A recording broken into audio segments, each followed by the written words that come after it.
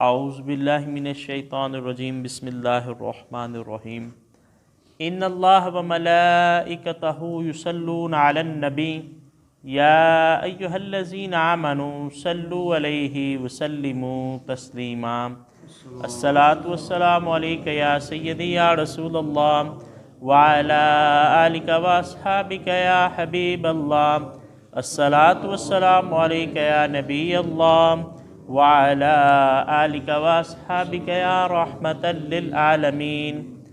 اللہ رب العزت کی حمد و ثنا اور آقا علیہ الصلوۃ والسلام کی بارگاہ میں گلہۂ عقیدت پیش کرنے کے بعد نہایت ہی معزز و محترم سامعین حضرات، سورہ البقرہ پارہ نمبر 3 اور دوسرے رکوع کے حوالے سے گفتگو ہو رہی تھی۔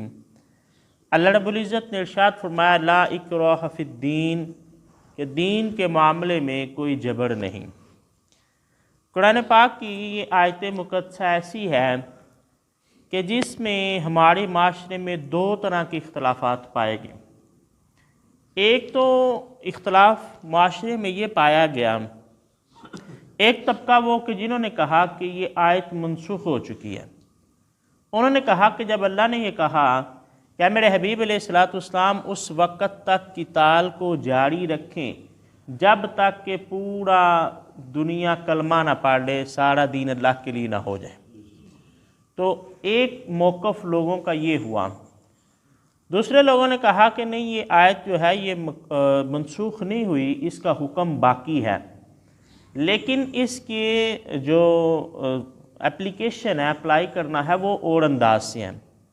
علامہ غلام رسول سعیدی رحمۃ اللہ علیہ نے جو موقف اختیار کیا، انہوں نے کہا کہ رسول اللہ صلی اللہ علیہ وآلہ وسلم کی سیرت کو دیکھیں تو اس سے یہ بات سمجھ میں آتی ہے کہ جب مقابلہ کفار کے ساتھ ہوا، مشرکین کے ساتھ ہوا، تو پھر آقا علیہ الصلوۃ والسلام نے فرمایا کہ مشرکوں کے اور ہمارے درمیان تلوار ہے، یعنی ان کے ساتھ کوئی نرمی کا موقف جو ہے وہ اختیار نہ کیا گیا۔ لیکن جب اہل کتاب کے ساتھ معاملات ہوئے تو تب 3 آپشن جو ہیں اختیارات دیے گئے، جیسا کہ حضرت عمر فاروق رضی اللہ تعالیٰ عنہ یا حضرت ابوبکر صدیق یا دیگر خلفائے راشدین کے بارے میں ملتا ہے کہ جب بھی کوئی لشکر تیار کر کے بھیجا جاتا تو وہ لشکر جا کے جو مخالف ہیں ان کو 3 اختیارات دیتے۔ پہلا کہ جی جزیہ دینا قبول کر لیں، کہ ہم آپ کو اپنی حکومت کے زیر لے آتے ہیں، آپ کے حقوق کا خیال رکھا جائے گا، اس کے بدلے میں آپ ٹیکس دیں گے۔ دوسرا یہ ہے کہ آپ مسلمان ہو جائیں، اگر آپ مسلمان ہو جاتے ہیں تو پھر جو ہے آپ کے ساتھ ظاہر مسلمانوں کا جیسا معاملات کیے جائیں گے۔ اگر یہ دونوں قبول نہیں تو پھر جنگ کے لیے تیار ہو، جو ہم تمہارے ساتھ جہاد کریں گے۔ اب آج جس معاشرے کے اندر ہم رہ رہے ہیں وہاں پہ بڑی ایک عجیب صورتحال بنا دی گئی کہ لفظ جہاد کو دہشت گردی کے مترادف قرار دے دیا گیا، کہ پوری دنیا کے اندر اب لفظ جہاد جب بولا جائے تو لوگوں کے ذہن میں ایک دہشت گردی کا جو ہے وہ عنصر ابھرتا ہے۔ حالانکہ اسلام کو جب ہم دیکھتے ہیں، قرآن پاک کی تعلیمات کو دیکھیں تو کثرت کے ساتھ آیات جہاد جو ہیں ان کا ذکر موجود ہے۔ احادیث کو دیکھیں تو اللہ کے رسول صلی اللہ علیہ وآلہ وسلم نے کئی جو ہیں وہ فضائل جہاد کے حوالے سے، قتال کے حوالے سے بیان کیے۔ آقا علیہ الصلوۃ والسلام نے فرمایا کہ شہید جو ہے، جو اللہ کی راہ میں لڑتا ہے، اس کے خون کا پہلا قطرہ جب زمین پر گرتا ہے، وہ قطرہ گرنے سے پہلے اللہ تعالیٰ اس کے گناہوں کو معاف کر دیتا ہے۔ اور ایک روایت کے اندر اللہ کے رسول صلی اللہ علیہ وآلہ وسلم نے فرمایا کہ جنت تلواروں کے سائے میں ہے، یعنی جہاد جو ہے اس کے ذریعے جنت تک پہنچا جا سکتا ہے۔ لیکن ہمارے معاشرے کے اندر ہونا تو یہ چاہیے کہ باقاعدہ گورنمنٹ کی طرف سے ادارے ہوں جہاں پر یہ ٹریننگ دی جائے، یہاں پہ تربیت کی جائے کہ اسلحہ جو ہے اس کا استعمال کیسے کرنا ہے۔ لیکن اب معاشرے کی حالت یہ ہے کہ آپ اسلحہ، شریف آدمی اسلحہ رکھ بھی نہیں سکتا۔ جو ظاہر ہے جن کے معاملات اور طرح کے ہیں ان کے لیے تو کوئی مشکل نہیں ہے، جنہوں نے اپنی عیاشیوں کے لیے یا دہشت پھیلانے کے لیے استعمال کرنا، وہ آج بھی رکھ سکتے ہیں۔ لیکن جو اسلام کی تعلیمات کے مطابق چاہے کہ جی میں اسلحہ رکھنا چاہتا ہوں، اس کو قطعاً گورنمنٹ جو ہے وہ اجازت نہیں دیتی۔ جب ہم نے جہاد سے دوری اختیار کی تو اس کا نتیجہ کیا نکلا کہ ہم دنیا کے اندر ذلت کا شکار ہو گئے۔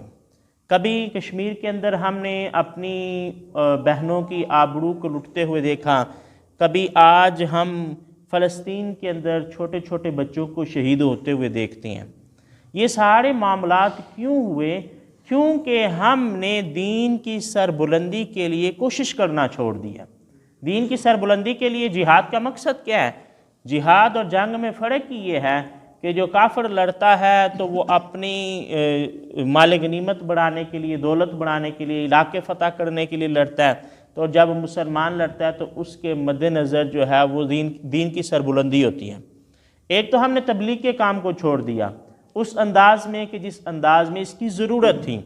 دوسرا جو ہے ہم نے جہاد کو چھوڑ دیا، اور جو ایک طبقہ ہے اگینسٹ کام کرنے والا جہاد کے، ان کے مد نظر سب سے پہلے یہی آیت ہوتی ہے لا اکراہ فی الدین، کے دین کے معاملے میں تو کوئی جبر ہی نہیں ہے، آپ کسی کو زبردستی کلمہ پڑھا ہی نہیں سکتے، کیونکہ جی جو کلمہ ہے وہ تو دو چیزوں کا نام ہے، اقرار باللسان و تسلیم بالقلب، کہ زبان سے اس چیز کا اظہار کیا جائے اور دل جو ہے وہ اس کی تصدیق کرتا ہوں۔ اچھا، یہ تو ایک تصور تھا۔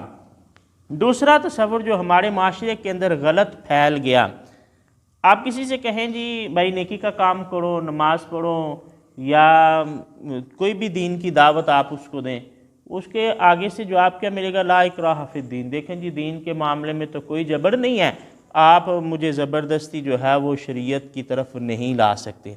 حالانکہ پہلے موقف پر تو علماء میں اختلاف پایا گیا، کسی نے کہا جی مدافعانہ جہاد جو ہے وہ اس کی اجازت ہے، مصلحانہ جہاد جو ہے وہ نہیں ہم کر سکتے، یعنی خود اٹیک نہیں کر سکتے کسی پر، کوئی ہم پر حملہ آور ہو جائے تو پھر جو ہے وہ ہم پر فرض ہو جاتا ہے کہ ہم جہاد کریں۔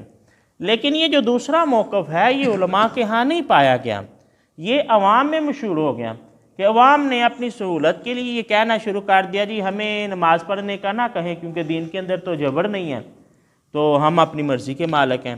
یا اس سے بھی اگر سادہ لفظ میں بات کروں تو لوگ کہتے ہیں جی ہر بندے نے اپنی قبر میں پڑھنا ہے، جی آپ اپنے کام سے کام رکھیں، ہم اپنے کام سے کام رکھتے ہیں۔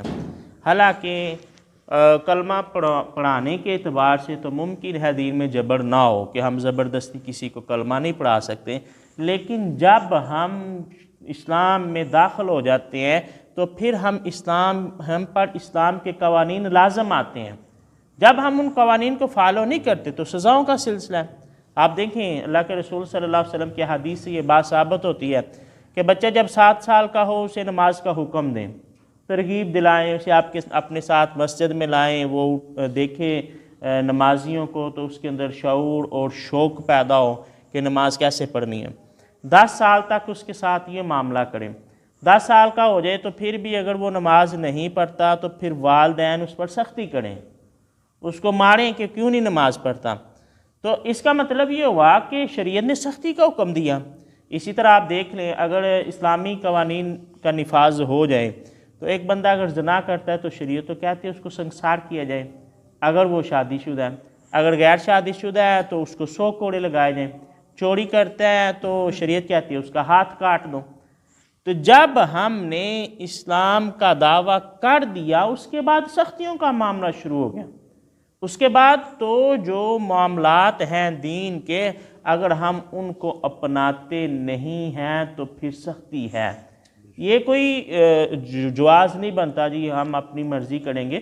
اولو الامر کی بات ہی حکمرانوں کے ذمہ لگایا گیا۔